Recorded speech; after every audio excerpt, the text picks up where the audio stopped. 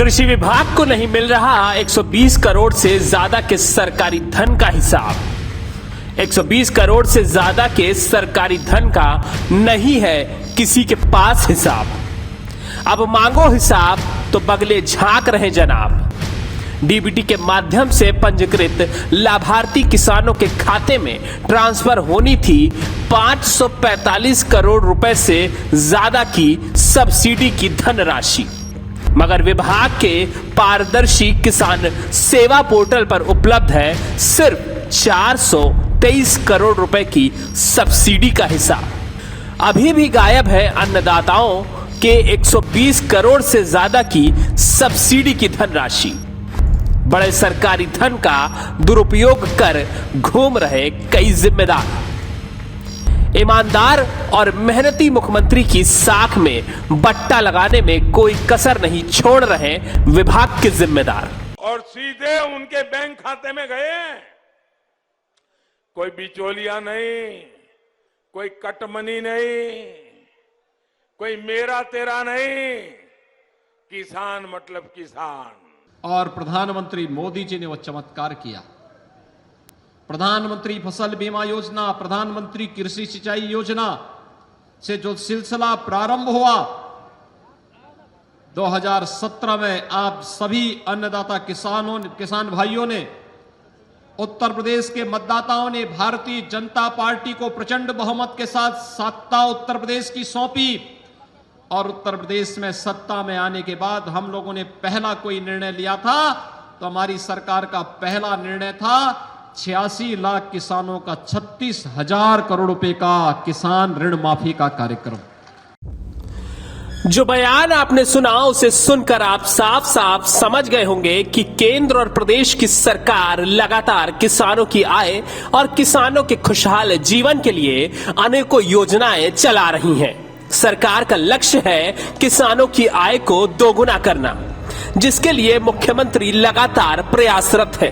पर क्या आपको पता है कि किसानों के डीबीटी की रकम की विभिन्न योजनाओं में लगभग 120 करोड़ से ज्यादा के सरकारी धन को संबंधित योजना अधिकारियों के द्वारा कुछ जनपदों में संगठित तरीके की मिलीभगत करके इस बड़ी अनियमितता को अंजाम दिया गया है। विभागीय मंत्री भी इस प्रकरण पर मौन धारण किए हुए हैं। क्यों चौंक गए ना? पर जनाब ये सच है जिसे आज हम आपके सामने परत दर परत उधेड़ने वाले हैं और आपको बताने वाले हैं कि आपके सामने उत्तर प्रदेश के कृषि विभाग के जिम्मेदार अधिकारियों और कर्मचारियों की काली कहानी, जो सिर्फ नाम के किसानों के हित की बात करते हैं। असल में तो ये वो अजगर है जो कब किसको कितना निगल जाए पता भी नहीं चले। और इन्हीं अजगरों ने कैसे किसानों के नाम पर आए सरकारी धन का बंदर बांट कर दिया है, जिसकी काल कहानी आज हम आपको सुनाने वाले हैं। उत्तर प्रदेश का एक अहम विभाग है कृषि विभाग, जिसके जरिए किसानों को मदद, उनको आगे बढ़ाने की माला दिन रात विभाग के अधिकारी जपते हैं। इन्हीं में से कुछ ऐसे योद्धा भी हैं जो किसानों के हक डीबीटी की रकम को भी कमीशनखोरी के लिए विभिन्न अन्य मदों में भुगतान करवाकर स्वयं ही लाभार्थी बन बैठे हैं और अब सफेद पोश बनकर विभाग के उच्च पद पर तैनाती की जुगत में लगे हुए हैं। संभव है कि प्रशासनिक गठजोड़ और तिकड़म से जल्द ही वो जिम्मेदार अधिकारी अगर उच्च पद पर तैनाती प्राप्त कर भी ले तो भी लालचवश जो गलती वो कर बैठे हैं वो सुधार करने और उसमें माफी मांगने योग्य कोई गुंजाइश नहीं है। हम जल्द ही उन जिम्मेदार अधिकारियों के नाम भी आपको बताएंगे जिन्होंने अन्नदाताओं के हक पर डाका डाला। पर उससे पहले जान लीजिए इस खेल के बारे में, जिसे खेलकर रातों रात कुछ मठाधीश किसानों के हक के 120 करोड़ रुपए डकार गए, और वो भी केंद्र और राज्य सरकार के विभिन्न किसानों से जुड़ी सरकारी योजनाओं के धन का। आपको जानकर हैरानी होगी कि कैसे अधिकारियों ने डीबीटी के माध्यम से होने वाले भुगतान की हेराफेरी कर अन्य मदों में फर्मों के द्वारा मोटी रकम अंदर कर ली, वो भी 120 करोड़ रुपए से ज्यादा, जिसका हिसाब विभाग के जिम्मेदार अधिकारियों के पास ही नहीं मिल रहा है। आप सबको पता होगा कि सरकार की तरफ से किसानों को जो भी मदद की जाती है वो डीबीटी के माध्यम से यानी सीधे किसानों के खाते में भेजे जाने का प्रावधान सरकार के द्वारा किया गया है। इसको लेकर अपर मुख्य सचिव के द्वारा कड़े दिशा निर्देश भी जारी किए गए हैं। डीबीटी की रकम सीधे पारदर्शी किसान पोर्टल के माध्यम से प्रदेश में पंजीकृत किसानों के खाते में ही हस्तांतरित होनी चाहिए, अन्य किसी भी मद में, खाते में या फर्मों में कदापि नहीं होनी चाहिए। अब ये जो कागज आप देख रहे हैं उसमें साफ साफ दिख रहा है कि वित्तीय वर्ष 2021-22 में सरकार के पोर्टल कोषवाणी में कृषि विभाग के विभिन्न योजनाओं के मद में रुपए 545 करोड़ रुपए के व्यय प्रदर्शित हो रहे हैं, जो कि ये पूरी धनराशि कृषि विभाग के पोर्टल पारदर्शी किसान सेवा पोर्टल के माध्यम से पोर्टल पर पंजीकृत लाभार्थियों के खाते में विभिन्न योजनाओं की सब्सिडी के रूप में डीबीटी के माध्यम से हस्तांतरित होनी चाहिए थी। लेकिन हमारे कृषि विभाग के जिम्मेदार अधिकारियों के द्वारा कोषवाणी पोर्टल पर दिख रहे 545 के सापेक्ष मात्र 423 करोड़ का व्यय डीबीटी के माध्यम से विभिन्न योजनाओं में सब्सिडी के रूप में दिख रहा है। 120 करोड़ से ज्यादा सरकारी धन अभी भी गायब है। कहां आया, कहां गया, किसी को नहीं पता। अपर मुख्य सचिव महोदय द्वारा कई बार कृषि निदेशक से पत्र के माध्यम से इस अंतर राशि के हिसाब का विवरण मांगा गया है, लेकिन उचित और सही जवाब अभी भी अप्राप्त है।